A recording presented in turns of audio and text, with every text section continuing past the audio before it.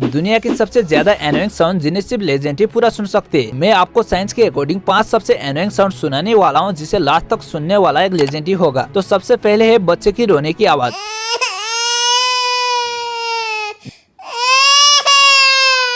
Next इससे भी ज्यादा एनोइंग साउंड होता है खाने को चप चप करते हुए चबाने का साउंड। नेक्स्ट इससे भी ज्यादा एनोइंग साउंड होता है ब्लैक बोर्ड के ऊपर नाखून को खरोचना।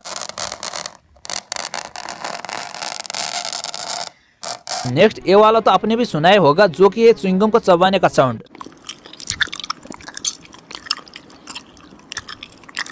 लास्ट इनसे भी एनोइंग एक साउंड इफेक्ट है, जिसे आप भूलकर भी घर पर ट्राई मत करना, और वो है फोर्क से प्लेट को रगड़ने का साउंड।